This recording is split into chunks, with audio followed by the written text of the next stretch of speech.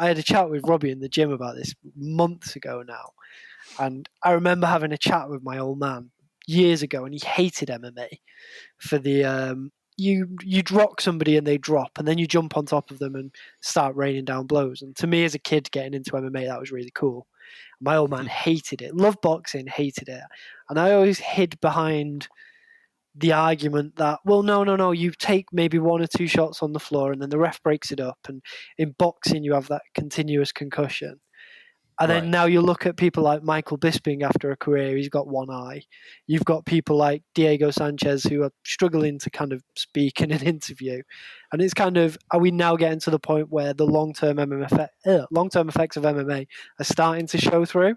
And it's probably not as simple as my naive self once thought. Well, I mean, yes and no, but I still think there's a lot of validity to the you only take so many shots thing, because I think there are a lot more deaths and like really serious situations in boxing because you have that time to recover between rounds, and it's the successive concussions that's really damaging. I do think the getting jumped on and getting finished thing does save a lot of people from a lot of shots. I don't disagree with that. I think you're right. I also think the fact that you can't really hide behind gloves as much as a form of defense prevents a lot of the concussive elements, because if you can hide behind gloves, you're absorbing shots, and it will still concuss your brain. In my opinion, you're still gonna feel the hit. But if it's, if you don't have that, if you just have 4-ounce gloves, you don't really have that opportunity to hide behind it. You don't see that in MMA. People don't really shell up and then just stay there shelling up. If that's the case, the ref is looking at it pretty closely and about to stop it. Why do you think it is that Bisping's been so damaged, though? Because it's not like he's not got one of those styles which is bite down, go forwards. Like, some of his boxing was actually really intelligent. Yeah, no, he was a great striker at kind of keeping range, putting a pace on people. He did get clipped a lot. It was the kind of, I think the two fights were the Vitor Belfort kick, wasn't it? With the one that was tipped him over the edge, and then the Alan Belcher fight, he kind of got a screwed up eye off that. I'm not using Bisping as kind of the only example, but I just think, is there too tough for your own good? Well, I think Bisping's interesting to look at, though, because I think the lesson to be learned from Bisping is that it's not just about how many fights you have and how you fight, because Bisping fought pretty intelligently versus someone like Dan Henderson, for example, would bite down his mouthpiece and come forwards more. But who's more long lived in the sport and like looking really like still? He's not competing anymore. Dan Henderson. He was pretty dumb to me nowadays. I think Dan Henderson sounds like he's always sounded. Like, he's fine though. Like, he's not got one eye. He's not limping around. And when was he fighting till? Those he was like 40 injuries though. Mid-40s when he was competing still. Right. I mean, I'm sure he's got a plethora of injuries he's not talked about. My point is that even if you do fight smart, some people just end up way more damaged than others. It's like smokers. Like, some people could chain smoke their whole lives and eventually die of old age. Other people, you get cancer and drop dead years before your time. It's kind of hard to tell exactly how much damage you're going to take. If you look at Bisping and the eye, and you take the eye, it was from one trauma. Like, you can put it back to the Belfort fight, and he's kind of said the Belfort spinning kick caused that. Is there then, do we run with MMA, the smaller gloves, the kind of the way we're set up on the ground with ground and pound, to run the kind of trauma injuries? So you get cut up with kind of elbows, you get that eye problem, and then the boxing kind of issue is more concussive, kind of sustained brain damage. Is that the kind of split, and we kind of just have to accept that that's the risk we run? I mean, so I was watching because I was like, okay, we're doing this episode today, so I watched a couple of videos about CTE, and first of all, it's a bit scary because there's actually not a lot of information about it. Like even scientists now don't really have good data on the disease. It's a neurodegenerative disease. So just like Alzheimer's, it degenerates the brain and it literally like reduces its mass from what I've seen. Like if you look at the brain scans of a CTE patient, they have like the brain looks smaller. And the scary thing is that things tend to take a very long time to develop with a disease like that. So if you've been hit, say tomorrow, you might not actually get any effects until 15, 20 years later. So we might not yet really know what those effects are of like MMA trauma because the sport is too young, and we haven't had time for those CTE based traumas to develop. I know we're just starting to see that cliff edge with kind of MMA. I know kind of growing up, my kind of introduction to MMA was, so I think the fight that really got me hooked into MMA was Diego Sanchez, Clay Guida. And they went after each other. And I remember being a kid and just being like, wow, this is it. I'm in. And are we now starting to see that generation of fighters, your kind of Chuck Liddells, your Dan Hendersons, your Diego Sanchez, are we starting to see the effects coming through? And like that CTE is starting to take effect? Well, do you think that MMA is that unique though? Because how is MMA in terms of, let's ignore the other sort of more grappling based damage. Why is MMA any different from boxing? Why is it now that we only see the CTE stuff for MMA? Because surely the boxing's been around and been really similar for the past going on 100 years. I don't know when they started doing the whole, went away from like a sort of classic pugilism where it was just like a tough man contest and more towards the sweet science style boxing. But that's been going around for a long time. I don't understand why we would think that MMA is any different to boxing in that respect. Or at least... Yeah, I wouldn't necessarily say that there is a huge difference. In some ways, I guess could be worse because if you get kicked in the head with a shin onto a forehead, probably could be worse. But I really don't know. Don't get me wrong. I'm not saying there are no differences, but in terms of how we're going to see CTE develop, I doubt it's going to be any worse at the very least in MMA. I do expect it will be slightly better, but I don't think there's going to be a huge difference. And I mean, all the publicity recently has been very centered around American football. And you kind of look at the damage those guys are getting. And if you kind of put them in comparison, how better, worse, or indifferent is boxing, MMA, American football, rugby? Where do they all kind of sit? And is the damage any different? I don't know.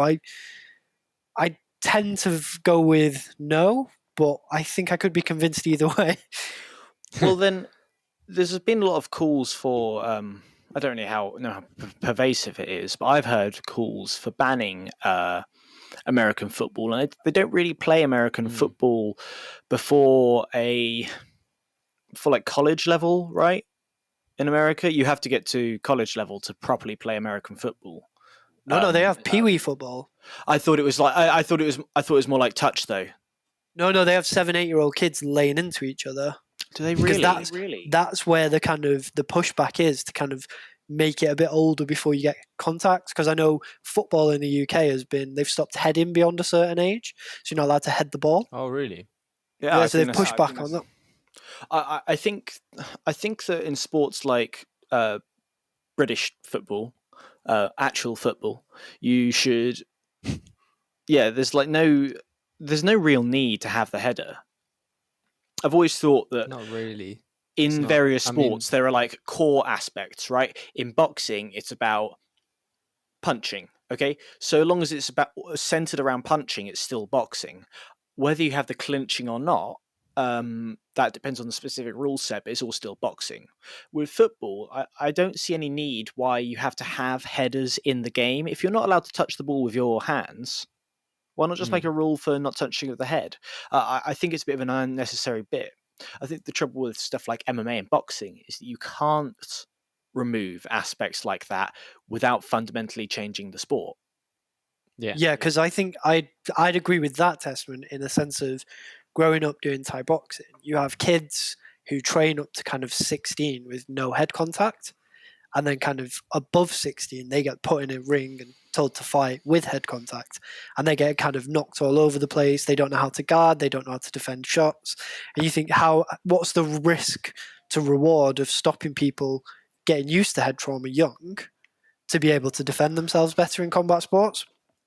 Well, I think that's a flaw in the method of teaching, though, because if they've accepted that you shouldn't be hitting kids in the head, you should probably accept that you. Well, firstly, I think 16 is way too young, and secondly, I think if you accept that they shouldn't be hit in the head, you should probably ease them into it, not throw them into a ring. That's a complete flaw of the training system, not of.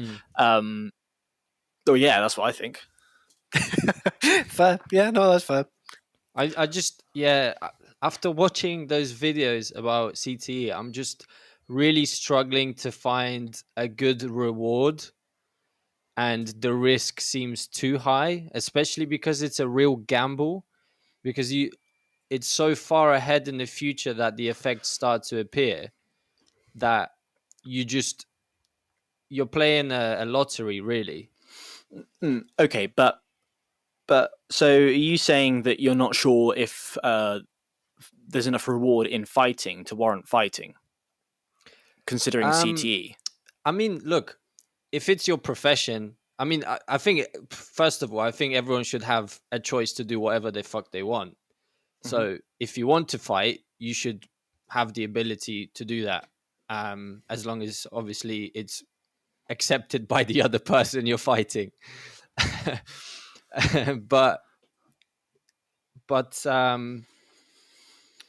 if we're talking about, trying to figure out for people that are onshore and are training fighting as a hobby and as something that they enjoy doing rather than a profession, then maybe we need to be a lot more careful about sparring with punches to the head that could, the reward there for getting punched in the head, to me, is pretty minimal compared to the risk.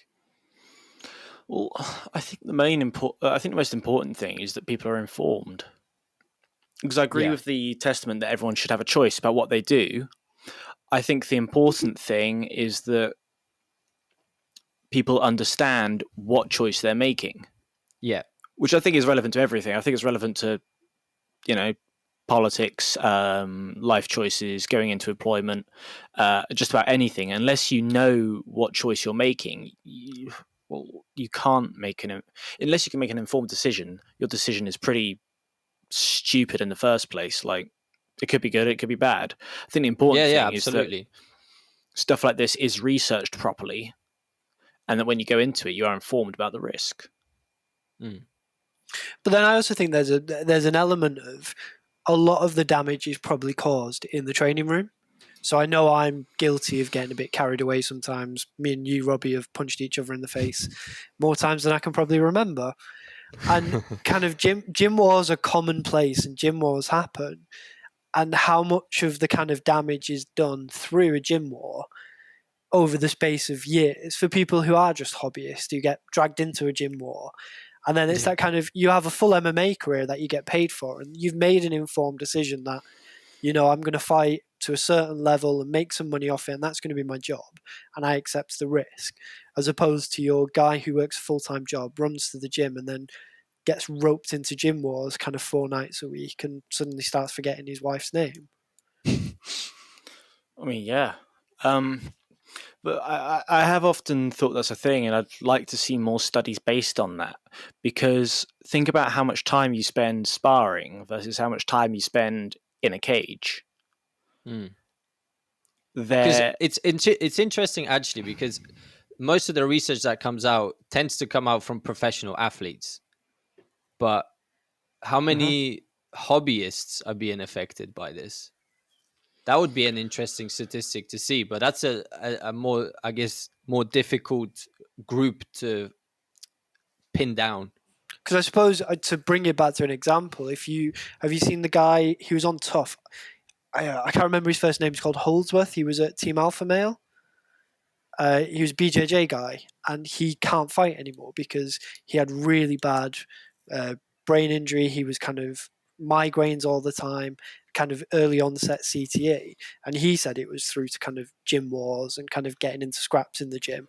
And you think his career's been kind of put in a completely tailspin, different direction because of that. I mean, yeah, but again, though, the thing is, he might say that. It's very hard to tell unless there's actually been a study on it. Anecdotal evidence is not good evidence, especially since you don't actually know. Because, okay, if someone is 100 years old and really healthy, and you ask them, "Hey, why are you so healthy?" their answer is probably not very reliable.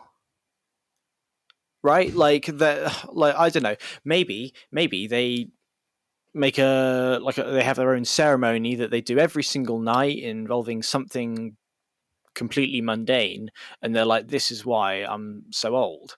But just because they think that that's the case doesn't mean that's actually the case. You say the guy's career got cut short because of gym wars, and yeah, it's likely that it is because it's plausible and because he did do it, and it's pretty probable. But I kind of wonder how much was to do with the gym wars and how much is to do with his genetics, for example. Unless you have these scientific studies, you can't tell. No, it's difficult to make that jump. But I think then it seems that perhaps the fighting, fighting as a profession or as a sport, like having organizations like Bellator, UFC, and so on, isn't necessarily such a bad thing, but maybe having a bit more of a careful approach in the gym seems to have a lot of benefit, and perhaps is more important. And it seems like fighters are becoming more aware of that. A lot of fighters seem to be pushing towards, like, you have someone like Donald who's very vocal about the fact that he basically doesn't spar. What, Cerrone, you mean? Yeah. Yeah, well, so I've really liked the trend towards that for a couple of reasons. I mean, firstly, I'm not actually seeing any correlation between people who have gym wars and people who are really successful fighters. You look at some like that doesn't seem to be very relevant. And even if it does give you an advantage to have a gym war, I think a lot of people have realized, unless you can remember that sort of thing later on, it's not really worth it. I mean, that's how I personally feel. I'm like, if I can get an advantage by having a gym war, I'm not really willing to do it anyway. Now, I'm also not looking to be a UFC champion, which is maybe why I'm not willing to sacrifice that kind of. Well, I'm not kind of willing to make that sort of sacrifice. But even so, I want to have my heroes in 30 years' time, lucid and talking about the glory days, not, with early onset dementia and living in a care home. Yeah. I think we are getting smarter in the way we train, though. I think the move over the last kind of few years has been around the kind of light touch sparring, kind of being more playful, kind of saving the kind of gut check for when you need it rather than in the gym, and being more kind of playful in the way you spar. I know I've definitely got more kind of calmed down and more playful in the way I spar over the last few years.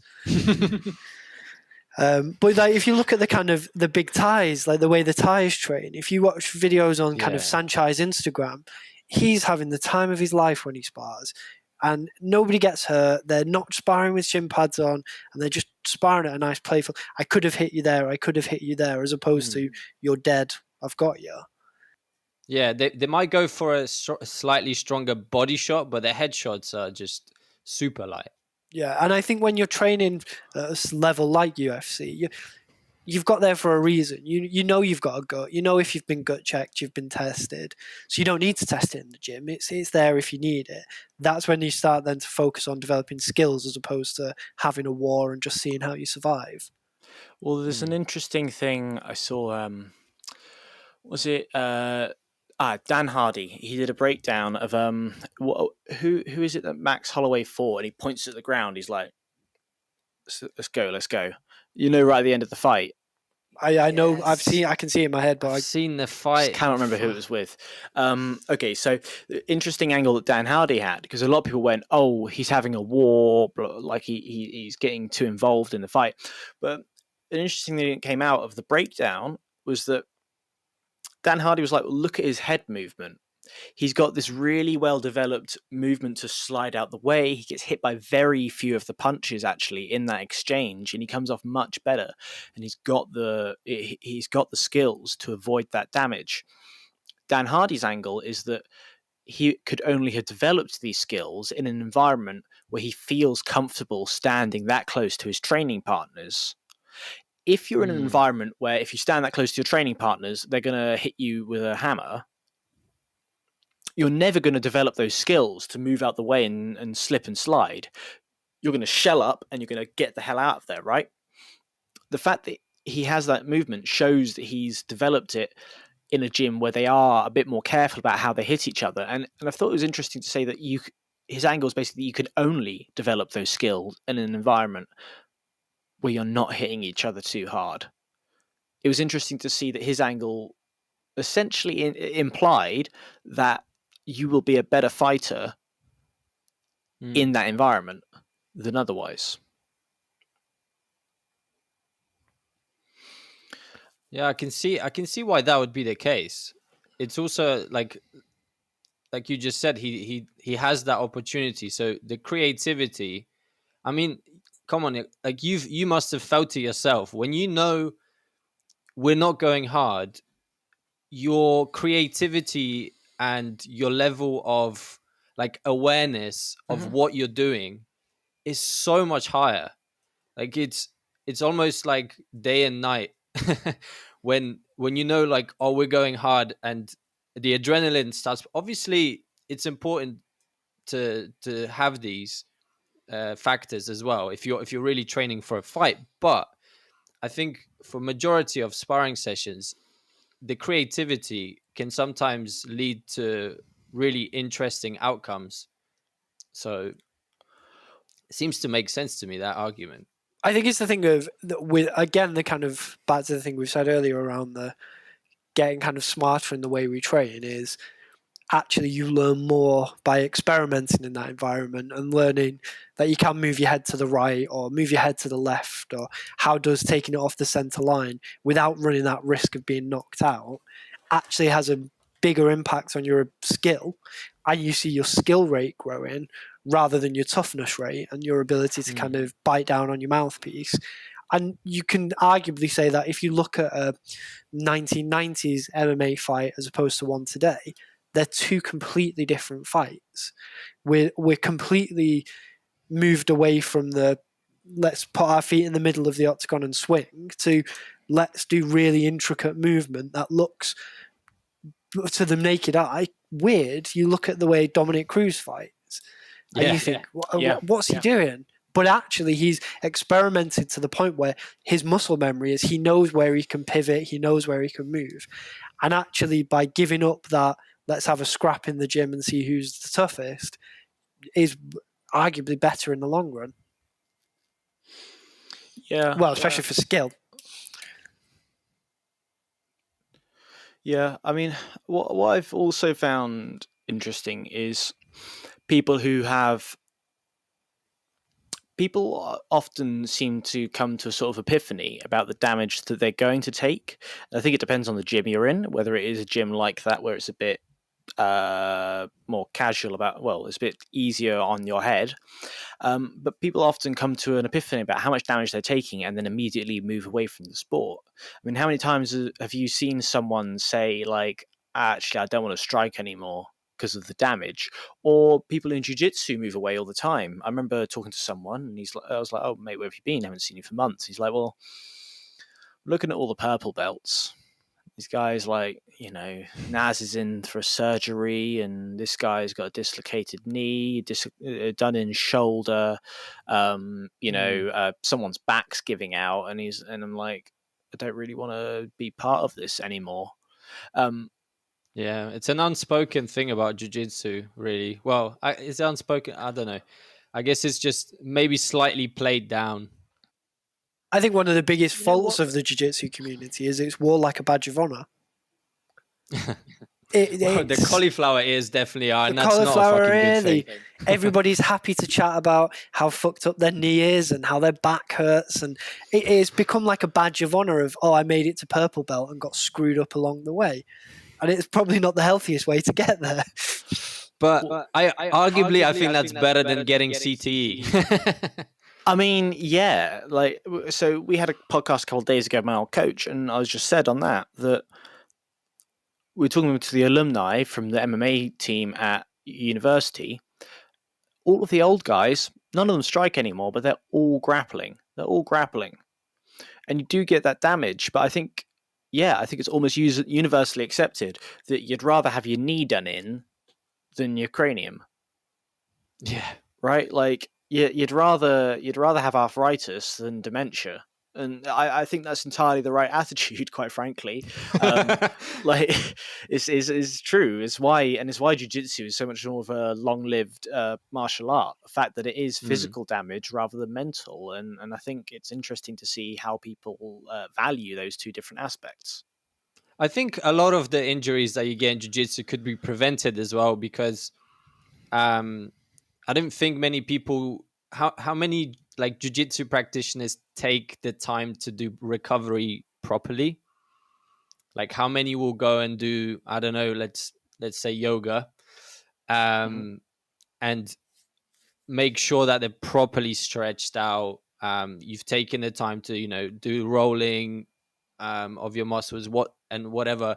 Like, I think a lot of it potentially could be. I mean, a lot of it I think could be prevented. Well, I think, again, part of the problem is that people don't really know what needs doing for what reasons. Everyone knows that, yoga makes you more flexible. And that's about it, really, to be honest, that most people would tell you. I'm not even sure what the long-term benefits are in a lot of ways. What I have seen is that actually things like squats and deadlifts tend to help retain bone, like retain your joints long term. Yeah. So actually doing these resistance exercises is probably good for your knees. Yeah. Whereas a lot of people think the opposite, which is one of the reasons why I've kept it up so long term, because apparently it's, good for your longevity. Again, it's basically, Lee, you got to go. You go for it, Lee. It's basically it's I've forgotten it. It's an education thing. It's I think so long as people are well informed about the benefits of these different things and about what they can do, I think that's the most important thing. That's definitely, I think, a significant part of it. I also think the issue might be that many people just, and I find that within myself, it's that, so I'm putting a lot of time into jiu-jitsu, and that kind of takes my time off anything else. So then, like, I've allocated certain points in the week to do jiu-jitsu. I haven't really allocated special recovery days. And I guess if someone's like really into jiu-jitsu, they will probably forget or think like it's a waste of time. But as you say, then the education comes in. If you know that the benefits are are significant and are going to actually help you to continue doing BJJ for even longer, then maybe you need to include those. It's a necessary evil. It's not even an evil, though. That's kind of the problem. It's Really. I think there's two parts to it. Firstly, I think it's about understanding the short-term benefits, because it's like a guy who goes to the gym every single day, right, and trains like the same muscles every single day without realizing that your putting yourself two steps forwards, one step back. Because if you want to get big, you need to tear up those muscles, then you need to recover it, then you need to tear up the muscles again. But if you go in every single day, you never have that recovery period, and you'll put in more work for less gain.